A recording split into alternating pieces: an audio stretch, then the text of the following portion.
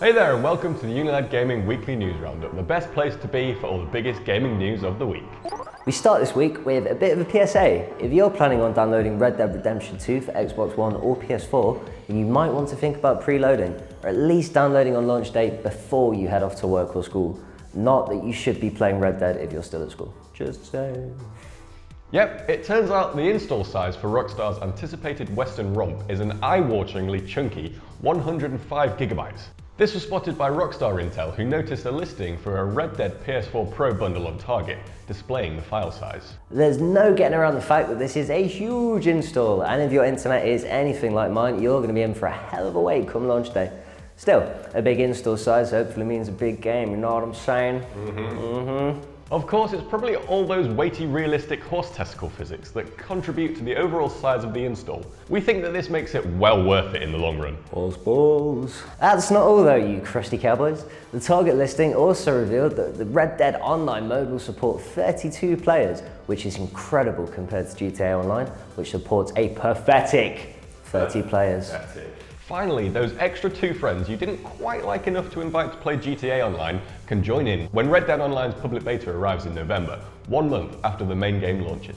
Rockstar have said to expect some teething issues when the online mode launches, which is pretty reasonable. But it shouldn't be too long before everything's running as smooth as horseballs. That's a saying. Ever since The Last of Us Part 2 was announced, fans of the first game have had one question they can't get out of their heads. Is Joel okay? Seriously, can someone at Naughty Dog just tell us one way or the other, because our hearts can't take much more?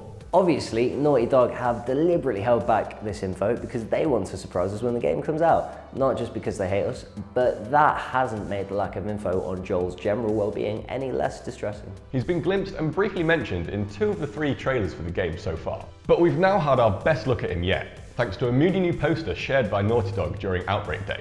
That's the date in game that everything went tits up for Joel and the rest of the world, if you didn't know. As you can see, assuming our video editor has shown you the image yet, Joel is rocking a slightly shaggier haircut and looks to be enjoying a spot of guitar in the woods. A wolf is also in the picture. What does this mean? Is Joel about to serenade the wolf?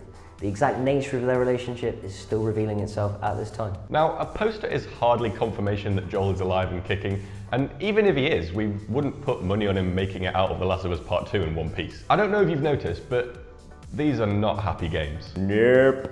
In news no one saw coming, but we all definitely kind of saw coming, Sony has finally caved and decided to change its stubborn stance on crossplay, throwing open the doors for mobile, Nintendo and Microsoft gamers to come play in their garden. Yep, Sony claimed that after a lengthy evaluation process, the company has identified a path towards supporting cross-platform features for select third-party content, starting with Fortnite. An open beta launched this week by Sony finally allows cross-platform gameplay, commerce and progression across PS4, Android, iOS, Switch, Xbox One, Microsoft Windows and Mac operating systems if you use Mac's game for some reason. It's enough to warm the heart of any gamer, even those ones that say PC Master Race unironically.